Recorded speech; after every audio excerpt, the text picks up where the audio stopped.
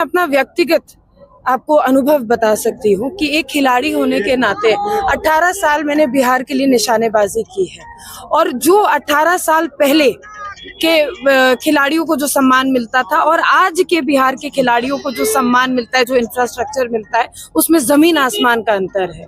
जो 18 साल पहले का जो बिहार था, जहाँ पे खिलाड़ियों को पूछा नहीं जाता था, खिलाड़ियों का प्रोत्साहन नहीं किया जाता था, इंफ्रास्ट्रक्चर डेवलप नहीं किया जाता था, इंफ्रास्ट्रक्चर मेंटेन नहीं किया जाता था, आज 15 सालों में बिहार सरकार ने एक नहीं अनेकों अंतर्राष्ट्रीय स्तर के स्टेडियम्स खोलने का काम किया है। राजगीर में खेल एकेडमी खोलने का काम किया है। मैं जमुई से आती हूँ, जमुई में 34 करोड़ का स्पोर्ट्स स्टेडियम बन रहा है। निश्चित रूप से प्रोजेक्ट अगर यहाँ बख्तियारपुर से आगे बढ़ेगा रग्बी के लिए तो यहाँ भी बनेगा।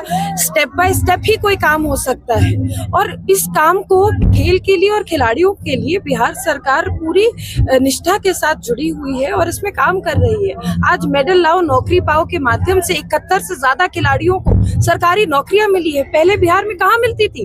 हमको याद है, हम 2009 में मेडल जीत कर आए थे, 2009 नहीं 2008 में। और उस वक्त बिहार सरकार से 2007 में जब नेशनल मेडल जीते, 8 में जब अंतर्राष्ट्रीय मेडल जीते, कोई सुखपुकाहट नहीं थी। किसी ने मुझे एक गुलदस्ता भी नहीं दिया था, पूछा भी नहीं था, ये भी नहीं बोला था कि बिहार का खिलाड़ी खेल कर आया है। वही खिलाड़ी 2018 में जब स्वर्ण पदक जीत कर आता है तो पूरी की पूरी सरकार मिलजुल कर स्वागत करती है, सम्मान करती है और सिर्फ पदक जीते हुए खिलाड़ी का नहीं, हर एक उस खिलाड़ी का सम्मान करती है जो नेशनल लेवल पर, इंटरनेशनल लेवल पर, स्टेट लेवल पर तक के खेला है। आज सुचारू रूप से खिलाड़ियों को प्रोत्साहन मिल रहा है, सम्मान मिल रहा है, नौकरी मिल रही है और स्टेडियम्स मिल रहे हैं। तो निश्चित रूप से अगर बख्तियारपुर में इस तरह का कोई प्रोजेक्ट लाना है, हम लोग सब लोग मिलजुल के इसके लिए आगे बढ़ेंगे और मेरा ये पूरा विश्वास है, पूरा यकीन है कि बख्तियारपुर में भी वो स्टेडियम बनेगा। निश्चित रूप से बिहार सरकार एक अच्छा काम खेल और खिलाड़ियों के लिए कर रही है। आपने देखा उत्साह कितना है, ये युवकों का कार्यक्रम था।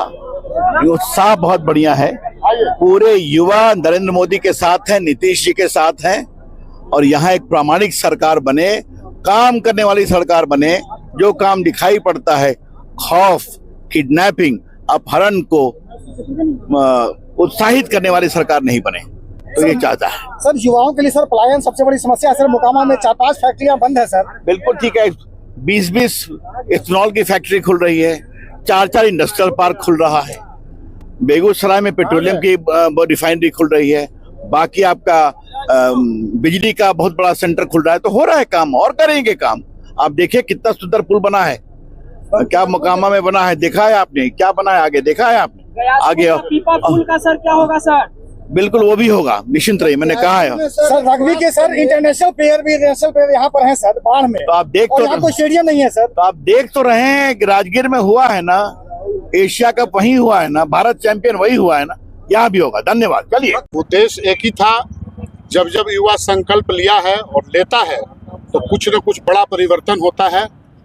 तो आज युवाओं को ये संकल्प लेना था और संकल्प दिलवाना था कि अब बिहार 2025 में बिहार के यहाँ पूर्ण एनडीए की सरकार बने और बिहार की रफ्तार का जो विकास का जो रफ्तार है वो और तेजी से, तुरंतो जो ट्रेन है हवाई प्लेन की तरह मैंने रफ्तार पकड़े यहाँ से और बिहार तरक्की करे, उन्नत हो, खुशहाल हो। विधानसभा में बहुत चर्चाएं हो रही है कि इस बार विधानसभा से जो टिकट है उसके लिए बहुत दावेदारी पेश की जाए। हाँ, बिल्कुल सही है। ये लोकतंत्र है और हर कार्यकर्ता को, हर कोई को ये अधिकार है, अगर वो संघर्ष करता है, अगर वो पार्टी का कार्यकर्ता है, पार्टी के लिए लड़ता है, पार्टी के लिए अपना जीवन खपाता है, तो उसे ये अधिकार है कि मांगे।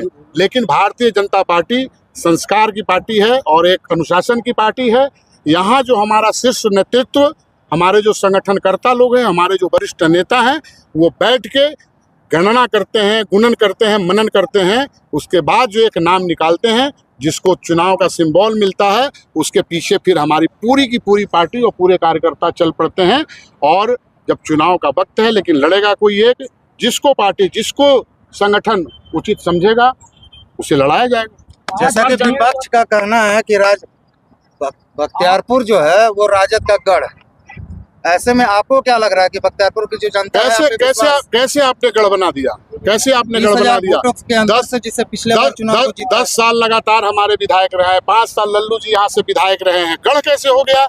एक बार अगर कोई 20,000 मत से जीत गया कुछ गलतियों के कारण, जिसको हमारे पूर्व विधायक ने स्वीकार भी किया है कि उनसे कुछ गलतियां हुई है, तो उन गलतियों के कारण उनको 20,000 से हरा दिया, ठीक है। इसका मतलब क्या है? विनोद यादव जी 10 साल रहे यहाँ पे, तो गढ़ कैसे हो गया वहां पे? तो अगर ये उनको गुमान है कि ये गढ़ है उनका, तो 40,000 मतों से इस बार जो है एनडीए की प्रत्याशी जीत हासिल करेगा। सर बदलाव कर पाएंगे सर? ये जो युवा संकल्प हुआ है आपके विधानसभा में, ये बदलाव होगा? बदलाव हो गया, बदलाव हो गया, ये संकेत जन जन तक चला गया। अब क्या बदलना है? लेकिन यही- कैसे होगा सर? सवाल है कि मान लिया कि आप लोगों का आपस में मतभेद है, लेकिन गुटबाजी जो है धरातल पे दिख रही है। पिछले कार्यक्रम और इस कार्यक्रम में काफी अंतर मिल रहा है देखने को। क्या गुटबाजी है बताइए? इस मंच पे कौन नजर नहीं आया आपको? जितने भी प्रत्याशी कहने वाले, जितने भी हमारे अध्यक्ष युवा के, जितने भी पदाधिकारी, जितने भी हमारे भाजपा के वरिष्ठ, कौन नजर नहीं आया? किन्हें सम्मान नहीं मिला? बताए कहाँ गुटबाजी थी यहाँ पे? सबको आमंत्रित किया है, सबको निमंत्रण दिया गया, और खास करके ये युवा सम्मेलन था, कोई भारतीय जनता पार्टी का मूल का कार्यक्रम नहीं था, ये युवा युद्ध का कार्यक्रम था। उस युद्ध में भी सारे लोग आमंत्रित थे और सारे लोगों को यहाँ पे एक समान इस मंच में पूर्व भाजपा विधायक रणविजय सिंह लल्लू को क्या कहीं पे दिखे नहीं सर? वो अपने व्यक्तिगत कारणों से बाहर थे, बाहर रहे होंगे या यहाँ उपलब्ध नहीं होंगे, इस कारण नहीं पहुँच पाए। अब इसका तो बहुत जानकारी मुझे नहीं है, लेकिन निमंत्रण उन्हें भी किया था, और अगर वो यहाँ रहते तो निश्चित रूप पे वो आते, मुझे ये विश्वास है। शायद यहाँ न रहे हों, अनुपस्थित हो, इसलिए नहीं आ पाए हों। मंचासीन बड़े नेताओं के बीच सर ललन सिंह जिंदाबाद हो रहे थे और कुणाल यादव जिंदाबाद हो रहे थे सर, तो इसको कैसे देखते? ये तो जनता की डिमांड है, इसको हम कैसे रोक सकते हैं? अगर कोई किसी का जिंदाबाद करे तो उसके लिए हम तो दोषी नहीं है। ये तो जनता की आवाज है, जनता की मांग है। ये जनता जाने कि उनके मन में क्या है, कैसा है। सर मंच पे आप उप मुख्यमंत्री विजय सिन्हा जी से और पूर्व केंद्रीय मंत्री अनुराग ठाकुर से बातचीत कर रहे हैं, क्या बातचीत हो रही है? नहीं, देखिए, बातचीत तो हमारी पहले भी होते रहती थी। अनुराग जी से दिल्ली में भी बातचीत होते रहती है, विजय सिन्हा साहब से भी मुलाकात होती है तो बातचीत होते रहती है।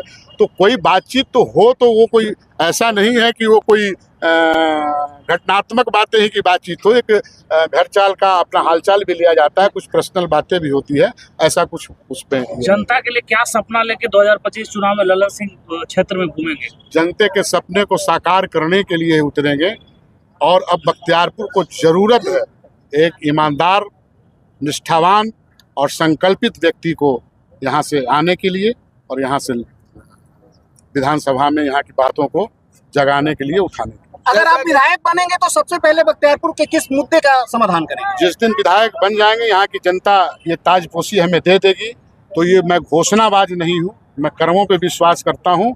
जो जो जनता कहेगी वही करूँगा। प्राथमिकता के आधार पर एक मुद्दा बताइए। देखिए, वैसे मुद्दे तो 3 चीज जब होते हैं, 3 चीज जब सुधर जाए तो बाकी के सारे मुद्दे उसमें समाहित हो जाते हैं।